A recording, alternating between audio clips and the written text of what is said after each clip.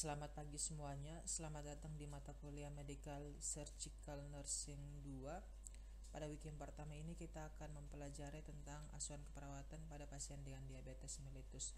Sebelumnya saya mengucapkan selamat Natal dan juga selamat tahun baru buat kalian semua yang sudah melewati liburan ini, dan kita akan masuk pada pembelajaran yang baru. Oleh karena itu harapan saya kalian tetap mempunyai semangat yang baru pula dalam mempelajari mata kuliah di Medical Surgical Nursing 2. Pembelajaran kali ini kita akan bagi dalam 3 bagian mengenai asuhan keperawatan pada pasien dengan diabetes mellitus. Tujuan pembelajaran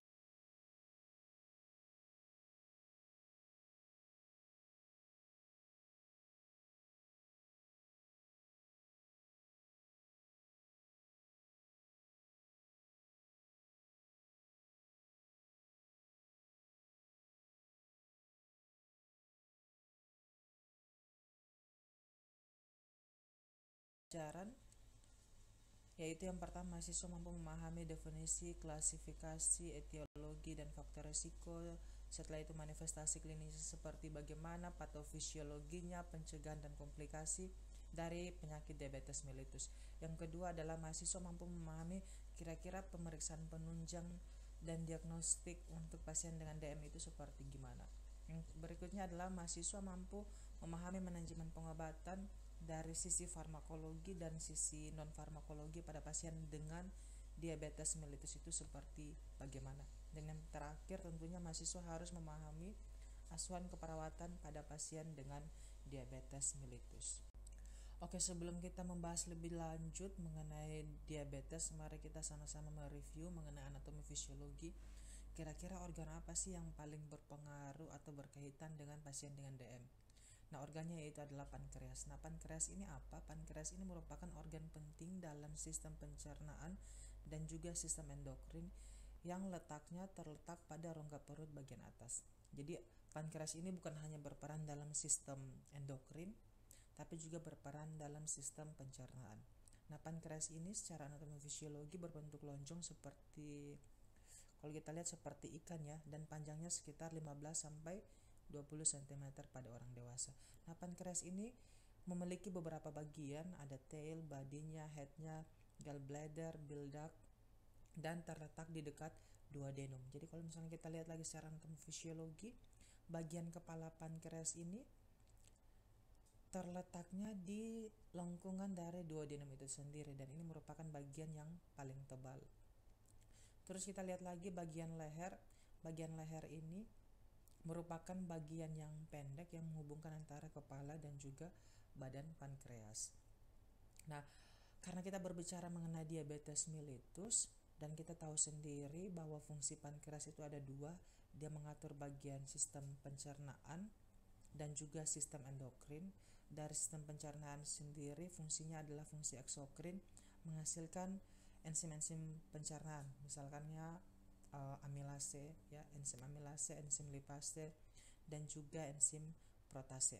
Nah, yang berikutnya adalah fungsi endokrin yang akan berkaitan erat dengan pasien diabetes mellitus. Nah, fungsi endokrinnya pankreas ini apa? Fungsinya yaitu yang pertama adalah menghasilkan namanya insulin. Menghasilkan insulin yang tujuannya adalah untuk menurunkan kadar gula dalam darah. Nah, insulin ini dihasilkan di mana? Di sel beta pankreas. Nah, yang berikutnya adalah pankreas juga menghasilkan glukagon. Glukagon ini adalah untuk menaikkan gula darah. Nah, dihasilkannya di mana? Di sel alfanya pankreas. Jadi, pankreas ini menghasilkan dua enzim, yaitu insulin dan juga glukagon yang bekerjanya berlawanan. Kalau tadi insulin untuk menurunkan gula darah dihasilkan di sel beta, sedangkan si glukagon ini untuk menaikkan gula darah yang dipakai sebagai energi ya, dan dihasilkan di sel alfa. Oke, silakan dikerjakan latihan soal ini mengenai anatomi fisiologi dari pankreas, karena saya pikir sebelum kita jauh membahas mengenai diabetes mellitus harus paham dulu nih pankreas itu gimana, cara kerjanya, fungsinya, sehingga ketika kita mempelajari tentang diabetes mellitus ada kesinambungan secara anatomi fisiologi ya. Jadi silakan dikerjakan nomor 1 sampai 6. Oke, sesuai dengan tujuan pembelajaran ya. Hari ini kita akan tahu dulu apa itu diabetes mellitus atau apa itu DM. DM ini merupakan gangguan metabolik kronik yang ditandai dengan peningkatan kadar gula darah atau hyperglikemi yang berlangsungnya lama dan bisa menyebabkan kerusakan pada jantung, pada pembuluh darah, mata, ginjal, dan saraf. Karena penyakit ini merupakan penyakit kronik artinya berlangsungnya bertahap dan lama ya. Jadi komplikasinya juga banyak menyebabkan masalah pada beberapa organ ya, bisa sampai ke saraf, mata, ginjal, dan seterusnya. Nah, gangguan metabolik ini terjadi karena apa? Terjadi yang pertama karena ketidakseimbangan antara produksi insulin, ya bisa juga karena kerja insulinnya atau bisa karena produksi insulin dan juga kerjanya. Ya gimana kita bisa memahami dengan details? Yang pertama adalah karena dia kondisinya kronik dan terjadi karena ketidakseimbangan produksi insulin, artinya ya si pankreas ini nggak bisa menghasilkan insulin dengan baik. Ya kalau misalnya tidak menghasilkan insulin, ya gimana dia bisa menurunkan kadar gula dalam darah ya. Yang berikutnya adalah karena kerja insulin, pankreas menghasilkan insulin tapi kerjanya nggak maksimal ya, atau keduanya, nanti kita akan bahas lebih dalam ya. Nah, untuk diabetes mellitus sendiri seperti yang kita sudah tahu, ada diabetes tipe 1, diabetes tipe 2, dan juga ada namanya diabetes gestasional ya. Nah, apa bedanya antara DM tipe 1, DM tipe 2, dan diabetes gestasional? Nanti kita akan bahas pada tabel.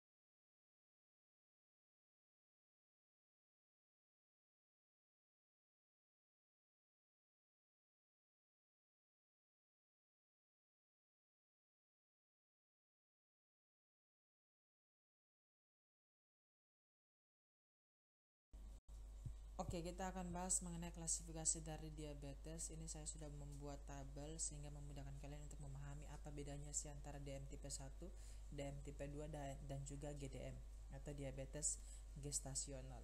Yang pertama DM tipe 1. DM tipe 1 ini apa? DM tipe 1 ini merupakan gangguan autoimun yang merusak sel beta pankreas sehingga tubuh tidak dapat memproduksi insulin. Kita udah tahu, kita udah lihat sebelumnya, sudah pelajari sebelumnya juga bahwa sel beta pankreas ini yang menghasilkan insulin. Nah, pada DM tipe 1 ini terjadinya karena autoimun. Jadinya sel betanya yang tidak menghasilkan insulin karena rusaknya sel beta di pankreas. Biasanya terjadi karena autoimun. Imunnya menyerang sel betanya kembali. Dan ini biasanya terjadi pada anak-anak dan juga remaja. Tapi sebenarnya pada usia berapapun bisa terjadi. Nah, penyebabnya apa? Penyebabnya yang tadi, genetik dan juga autoimun. Nah, ciri-cirinya apa? Ciri-cirinya ya dia harus tergantung pada insulin. Karena apa? Karena sel betanya nggak bisa menghasilkan insulin. Oleh karena itu kita memberikan insulin dari luar. Ya, jadi biasanya pasien dengan DM tipe 1 ini akan bergantung terhadap insulin. Oleh karena itu nama lain dari DM tipe 1 ini yaitu insulin dependent diabetes mellitus atau IDDM, insulin dependent diabetes mellitus. Karena apa? Karena dia harus bergantung pada insulin selama hidupnya. Karena insulinnya nggak bisa, karena pankreasnya nggak bisa menghasilkan insulin. Oleh karena itu kita harus memberikan harus depend oleh insulin gitu.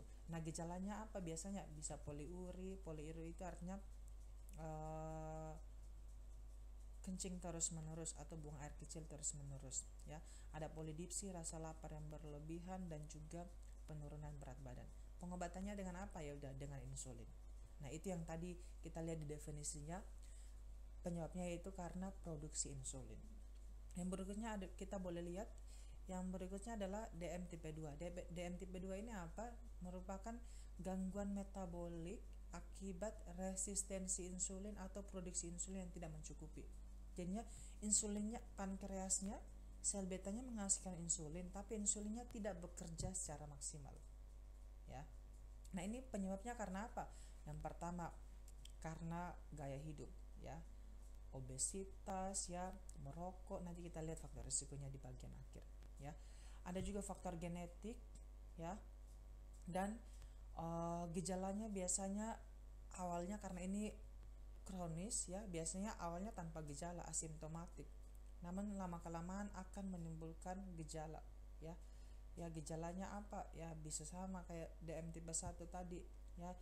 Gejala yang paling khas apa? Ya biasanya luka tidak sembuh, ya, atau sulit sembuh, atau biasanya sudah complicate ke organ yang lain, setelah itu baru memunculkan gejala. Nah, ternyata dicek, ternyata ada diabetes mellitus. Karena apa? Karena tadi asimptomatik.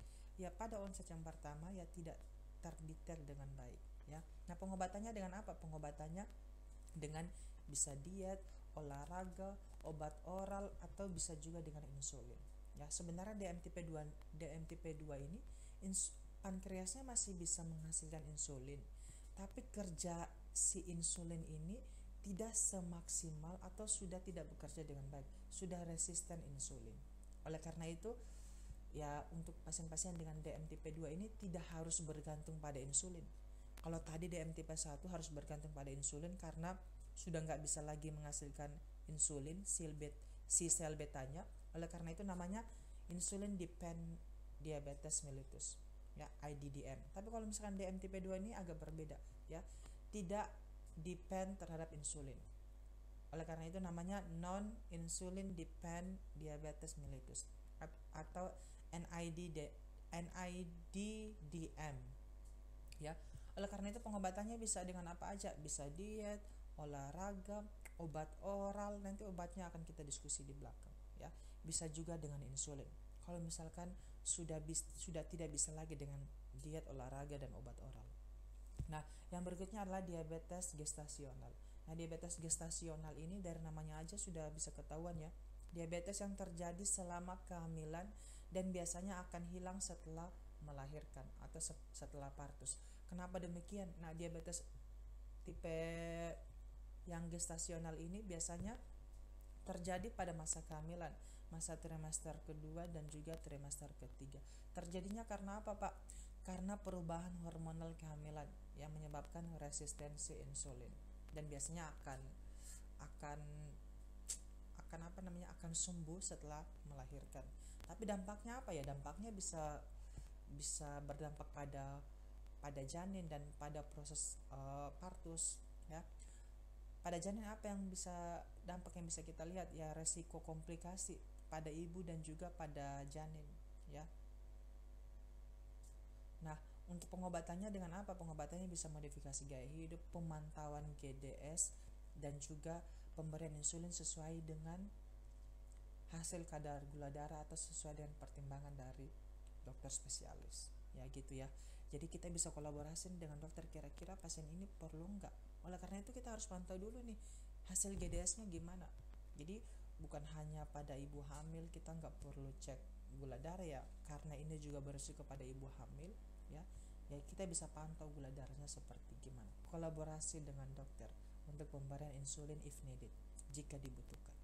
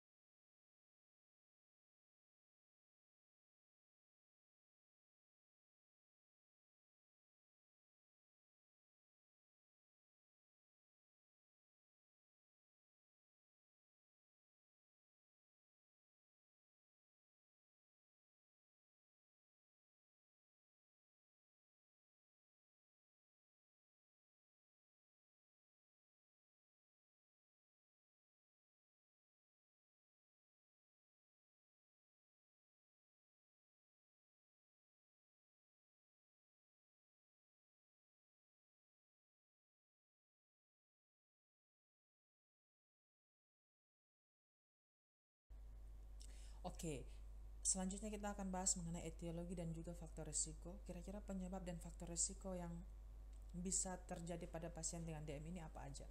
Yang bisa menyebabkan pasien terkena DM, yaitu bisa kita bisa kita lihat saya sudah uh, divide antara yang faktor risiko yang modify dan unmodify, yang tidak bisa diubah dan yang bisa diubah. Yang tidak bisa diubah atau unmodify ini apa aja? Ada usia, jenis kelamin, etnik, keturunan, dan juga autoimun. Seperti yang sudah kita tahu sebelumnya, biasanya disebabkan pada DM tipe 1, ya. Nah, kenapa tidak bisa diubah ya? Kita nggak bisa ubah usia seseorang, ya, atau kita nggak bisa ubah jenis kelamin seseorang, etnik, dan juga keturunan. Ya, ini yang nggak bisa diubah. Kalau bisa diubah apa aja? Pola makannya yang tidak sehat, apalagi ini faktor utama untuk pasien-pasien dengan diabetes tipe 2, ya. Yang berikutnya apalagi? Kurangnya aktivitas fisik. Ya, kenapa sih aktivitas fisik bisa menyebabkan DM? Nanti kita bahas. Yang berikutnya merokok. Ya, merokok masih bisa diubah ya, kebiasaan merokok. Obesitas juga masih bisa diubah dengan mengatur pola makan dan pola diet. Yang berikutnya stres juga bisa diubah ya. Konsumsi alkohol yang berlebihan juga bisa masuk dalam faktor yang bisa diubah. Jadi yang nggak bisa diubah apa aja? Usia, jenis kelamin, etnik, keturunan, dan juga autoimun. Yang pertama kita bahas mengenai usia. Nah, kenapa usia bisa menyebabkan DM? Nah, usia bisa, jadi sebenarnya ini faktor risiko. Faktor risiko artinya beresiko lebih tinggi. Jadi nggak bisa kita statement ya, bisa declare kalau misalkan usia dengan ini udah pasti kena DM, no, ya. Tapi usia dengan demikian beresiko lebih tinggi dibandingkan the others ages, ya, usia yang lain, ya. Nah, usia yang beresiko usia berapa aja? Usia risiko DM ini akan meningkat dan bertambah seiring bertambahnya usia, terutama pada usia di atas 45 tahun. Ya, jadi usia di atas 45 tahun ya berisiko lebih tinggi untuk terkena DM dibandingkan usia di bawah 45 tahun. Nah, yang berikutnya ada jenis kelamin. Nah, jenis kelamin ini kenapa beresiko untuk terkena DM? Ya, kita bisa compare antara laki-laki dan juga perempuan. Pada laki-laki cenderung memiliki resiko lebih tinggi untuk terjadinya DM pada usia muda dibandingkan perempuan. Ya, hal ini dikarenakan apa? Dikarenakan adanya perbedaan dalam distribusi lemak antara laki-laki dan perempuan pada lemak tubuh visceral, ya. Biasanya lebih banyak dibandingkan perempuan. Tetapi kita harus paham juga pada perempuan, ya, usia setelah menopause itu berisiko juga lebih tinggi dibandingkan laki-laki untuk terkena DM. Mengapa demikian? Karena perubahan hormonal, ya. Perubahan hormonal apa? Perubahan hormonal apa? Yang sudah kita pelajari sebelumnya, ya. Pada perubahan hormonal estrogen, ya. Ya, ini akan meningkatkan risiko terjadinya resistensi insulin, ya. Yang berikutnya adalah ras atau etnik. Nah, ras atau etnik ini beberapa penelitian mengatakan bahwa etnik di Afrika, ya, Afrika Amerika memiliki resiko yang lebih tinggi untuk terkena DM dibandingkan etnik yang lain. Sebenarnya etnik ini lebih kepada ini, ya, bisa berkaitan juga dengan pola hidup. Contoh, ya, biasanya beberapa suku tertentu yang ketika makan harus mengkonsumsi yang manis-manis, harus menambahkan gula yang lebih banyak. Akhirnya apa? Ya, kebiasaan itu, pola itu ya diturunkan, dan ini akhirnya berkaitan dengan pola hidup yang tidak sehat. Tapi bukan berarti semua yang Asia Afrika sudah pasti terkena DM, no, ya, tapi beresiko lebih tinggi, ya, than the others ethnic, ya. Oke, yang berikutnya adalah genetik. Ya, genetik ini adalah faktor keturunan, ya. Faktor keturunan apa? Misalkan suaminya, istrinya, atau riwayat keluarga di dalamnya yang terkena DM sebelumnya, yaitu bisa diturunkan pada keturunan selanjutnya. Tetapi bukan berarti semua yang terkena DM ya pasti anaknya akan terkena DM, tidak, ya. Tapi beresiko lebih tinggi dibandingkan yang tidak mempunyai riwayat keluarga DM, gitu, ya. Yang berhubungan dengan apa? Berhubungan dengan resistensi insulin. Yang berikutnya adalah autoimun. Autoimun artinya imunnya menyerang kembali organnya, ya, menyerang kembali si pankreas, si sel betanya. Akhirnya terjadi kerusakan sel-sel di pankreas. Sel beta akhirnya nggak bisa lagi menghasilkan insulin. Nah, ini yang menyebabkan DM tipe 1. Nah, ini apakah kita bisa ubah? Kita nggak bisa ubah. Oleh karena itu pada DM tipe 1 seperti yang sudah kita bahas sebelumnya, yaitu IDDM,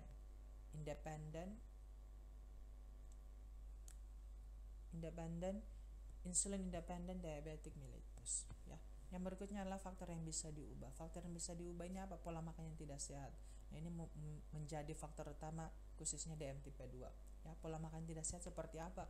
You makan karbohidrat, ya, nasi sepiring, mie 2 piring, semua karbohidrat. Setelah itu you low activity. Akhirnya semuanya disimpan di dalam tubuh, nggak dipecah menjadi energi. Artinya terjadi resistensi insulin di dalam tubuh, ya. Gula darah makin meningkat. Ya, you nggak akan bisa tahu sekarang dampaknya, ya, karena kan kronis. Artinya awal-awalnya tidak memunculkan gejala, tapi lama kemudian, ya, 10-20 tahun kemudian, ya, kita bisa panen hasilnya kalau misalkan pola hidup yang tidak sehat.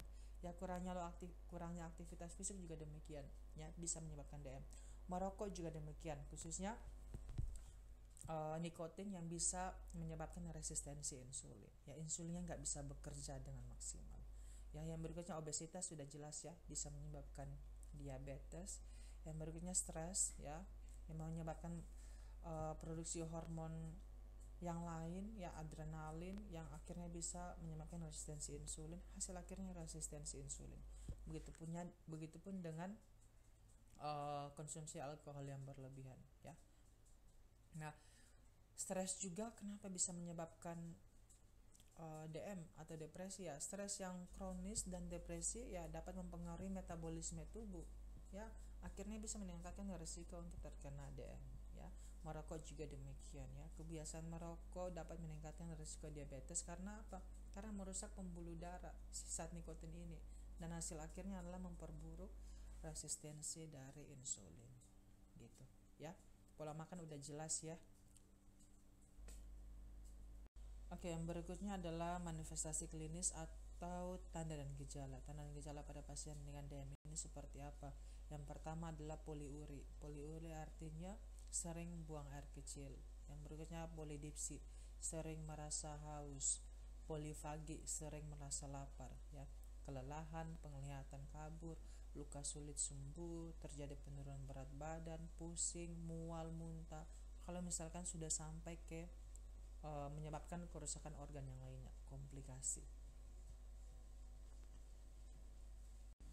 Oke, yang berikutnya adalah patofisiologi atau perjalanan penyakit dari pasien dengan DM. Patofisiologi pada pasien diabetes mellitus ini melibatkan dua mekanisme yang berbeda, yaitu antara diabetes tipe 1 dan juga diabetes tipe 2. Diabetes tipe 1 yang defisiensi insulin yang absolut, dan diabetes tipe 2 akibat resistensi insulin, kerjanya nggak maksimal ya. Pada diabetes tipe 1 yang pertama ya, kerusakan autoimun pada sel beta pankreas di Pulau Langerhans menyebabkan berkurangnya atau berhentinya produksi insulin. Nah, disebabkan oleh apa? Disebabkan oleh bisa karena virus, autoimun ya, atau faktor keturunan ya, genetik, yang menyebabkan si sel betanya ini nggak bisa menghasilkan insulin. Oleh karena itu harus depend on insulin ya. Nah, setelah itu kalau misalkan nggak bisa menghasilkan insulin, apa yang terjadi ya? Tanpa insulin glukosa tidak dapat masuk ke dalam sel dong ya, yang bisa digunakan sebagai energi. Nah, akibatnya apa? Akibatnya terjadi hiperglikemi yang merangsang peningkatan glukogenesis dan glukogenolisis di hati, sehingga kadar glukosa dalam darah ini semakin meningkat. Nah, sel-sel tubuh terutama otot dan jaringan adiposa ini akhirnya kekurangan energi yang memicu gejala klasik seperti polifagi ya, polidipsi ya, dan poliuri ya. Sehingga kita lihat sendiri tanda gejala pada pasien dengan DM tipe 1 itu sangat khas ya. Biasanya polifagi, poliuri, dan juga polidipsi. Oke. Nah, kalau misalkan tidak diatasi dalam jangka waktu yang lama bisa menyebabkan apa ya? Akhirnya tubuh tidak bisa memecah lemak untuk memenuhi kebutuhan energi yang harusnya insulin dipakai untuk menurunkan kadar gula dalam darah, yang hasil akhirnya kalau misalkan tidak dihasilkan dan tidak diatasi secara maksimal ya, tubuh tidak dapat memecah lemak untuk dipakai untuk memenuhi kebutuhan energi. Nah, apa hasilnya ya? Hasilnya tubuh akan menghasilkan keton yang berlebihan. Oleh karena itu DM tipe 1 ini hasil akhirnya komplikasinya bisa menyebabkan ketoasidosis diabetik atau DKA, diabetic ketoasidosis, yang merupakan kondisi akut dan bisa mengancam nyawa ya. Berbeda pada DM tipe 2. DM tipe 2 ini sebenarnya pankreas masih bisa menghasilkan insulin, tapi kerja insulinnya tidak maksimal. Nah, kondisi ini tidak diresponsif dengan baik oleh tubuh ya. Hal ini dikaitkan dengan kebiasaan seperti obesitas ya, faktor risiko yang sudah kita pelajari sebelumnya ya, merokok, gaya hidup ya. Akhirnya sel beta ini menghasilkan insulin, tapi insulinnya tidak bekerja dengan maksimal untuk menurunkan kadar gula dalam darah. Hasil akhirnya ya terjadi peningkatan gula di dalam darah ya. Nah, resistensi insulin di hati ini menyebabkan peningkatan produksi glukosa atau glukogenesis melalui proses glukogenesis yang memperburuk kondisi hyperglikemi.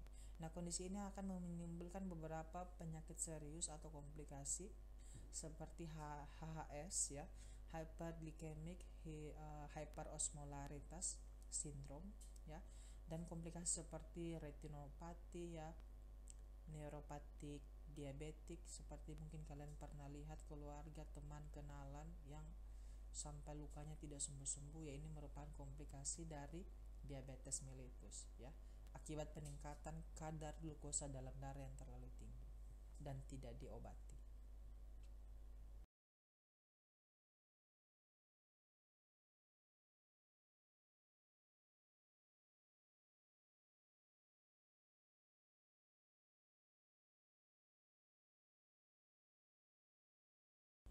Nah, gimana caranya setelah kita sudah tahu uh, perjalanan penyakitnya, tanda dan gejalanya, gimana cara untuk mencegah diabetes mellitus? Nah, pencegahan diabetes mellitus sendiri yang dibagi menjadi 3, ada pencegahan primer, sekunder, dan juga tersier.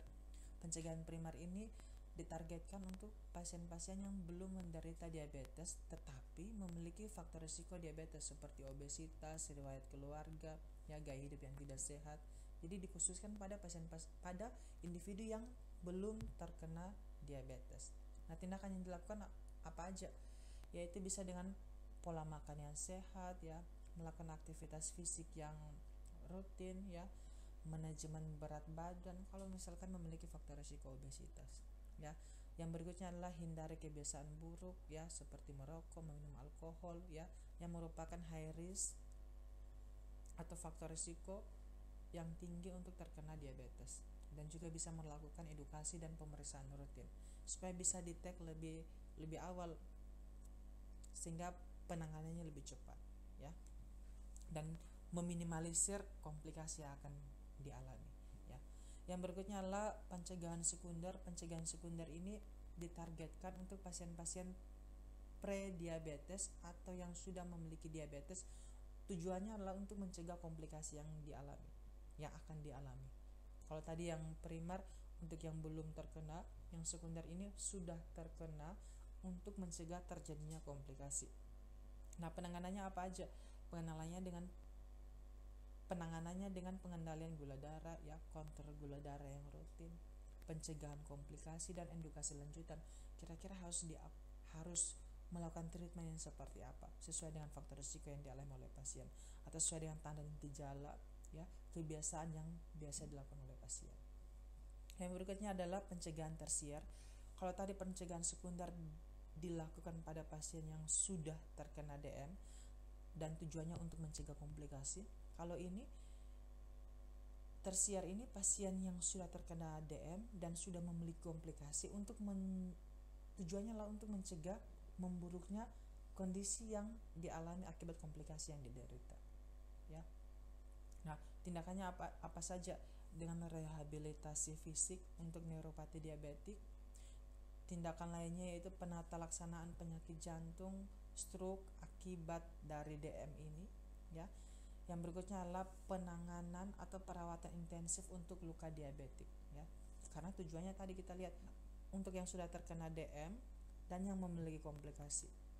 Tujuannya adalah supaya tidak terjadi perburukan komplikasi yang dialami.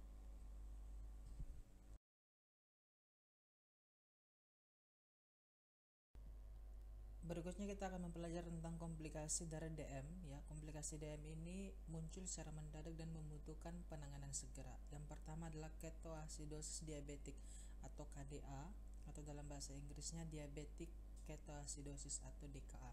Nah, komplikasi yang pertama ini biasanya terjadi pada DM tipe 1 akibat kekurangan insulin yang signifikan, ya. Ketika kekurangan insulin yang signifikan, tubuh melakukan namanya mekanisme dengan memecah lemak menjadi keton sebagai sumber energi alternatif yang hasil akhirnya bisa menyebabkan asidosis metabolik. Dan tanda dan gejalanya apa? Ya, karena menyebabkan asidosis metabolik, ya, bisa sesak napas, ya, bau aseton pada napas, mual, muntah, sakit perut, kelelahan yang ekstrim, bahkan sampai bisa menyebabkan komplikasi yang lain, penurunan kesadaran dan seterusnya.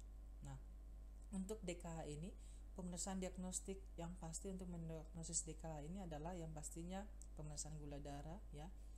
Yang berikutnya adalah pemeriksaan keton dalam darah untuk mengetahui ini DKA atau bukan, ya. Setelah itu adalah bisa kita lakukan pemeriksaan AGD supaya untuk bisa mengetahui ini asidosis, kondisi asidosis metabolik apa bukan, ya. Yang berikutnya adalah menyebabkan HHS, yaitu sindrom hyperglycemic hyperosmolaritas. Nah, penyebabnya apa? Penyebabnya biasanya terjadi pada DM tipe 2. Kalau tadi DKA biasanya terjadi pada DM tipe 1. Kalau HS ini terjadi pada DM tipe 2. Penyebabnya karena hiperglikemi berat tapi tanpa ketoasidosis. Jadi untuk membedakan antara DKA dan HS ini, kalau DKA ya dengan adanya ketoasidosis, kalau yang ini enggak ya. Ini biasanya diakibatkan karena dehidrasi berat akibat dari diuresis osmotik. Gejalanya apa saja? Kebingungan, penurunan kesadaran, kejang, bahkan sampai penurunan kesadaran. Nah, untuk pemeriksaan lainnya, pemeriksaan penunjang lainnya dengan apa? Dengan pemeriksaan elektrolit. Oke, yang berikutnya adalah hipoglikemi. Nah, kenapa pasien-pasien dengan DM bisa menyebabkan hipoglikemi? Hipoglikemi dan hiperglikemi ini sering terjadi pada pasien dengan DM. Hipoglikemi artinya kadar gula darah kurang di bawah nilai normal. Hyperglikemi kadar gula darah dalam darah terlalu tinggi, lebih di atas nilai normal. Nah, untuk kondisi hipoglikemi ini biasanya terjadi karena overdosis dari insulin yang diberikan, ya. Karena apa saja? Karena kurang makan, ya. Dikasih insulin setelah itu tidak makan, ya itu bisa menyebabkan hipoglikemi. Gejalanya apa saja? Gemetar, keringat dingin, pusing, lemas, kebingungan, dan kehilangan kesadaran.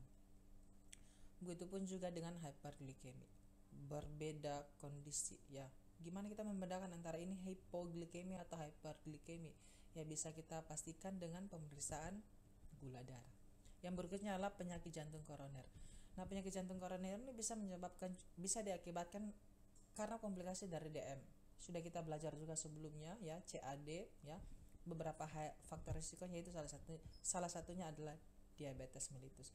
Karena kekentalan darah yang terlalu tinggi dalam darah ya bisa merusak kondisi hiperglikemi yang berlangsung cukup lama, bisa merusak pembuluh darah, termasuk juga pembuluh darah di jantung ya, yang hasil akhirnya bisa menyebabkan CAD. Begitupun dengan stroke. Ya, stroke berkaitan dengan gangguan aliran darah ke otak ya. Viskositas darah yang terlalu tinggi, kekentalan darah yang terlalu tinggi akibat dari hyperglikemi ini juga bisa menyebabkan gangguan aliran darah ke otak. Penyumbatan pembuluh darah di otak yang bisa menyebabkan namanya stroke ya. Kondisi lainnya juga apa? Ketika kekentalan darah terlalu tinggi ya bisa menyebabkan komplikasi yang lain, hipertensi ya, tekanan darah meningkat ya. Kalau misalnya tekanan darah meningkat ya, pompa jantung terlalu tinggi dengan tensi yang terlalu tinggi juga bisa menyebabkan yang namanya stroke hemorragik ya. Jadi itu beberapa komplikasi akibat si diabetes ini. Yang berikutnya adalah chronic kidney disease CKD ya, gagal ginjal ya, sama juga ya perjalanan penyakitnya ya. Yang berikutnya adalah ulkus diabetik ya. Ulkus diabetik ini terjadi karena apa? Karena sirkulasi darah yang terganggu ya, menyebabkan nyeri, luka sulit sembuh, bahkan pada pasien-pasien dengan ulkus diabetik ini bisa sampai amputasi ya.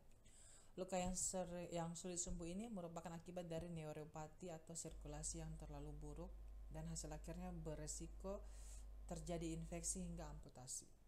Oleh karena itu bisa kita lihat sendiri pasien-pasien dengan diabetes ya, pada umumnya komplikasi yang pada umumnya terjadi yaitu ini tadi, ulkus diabetik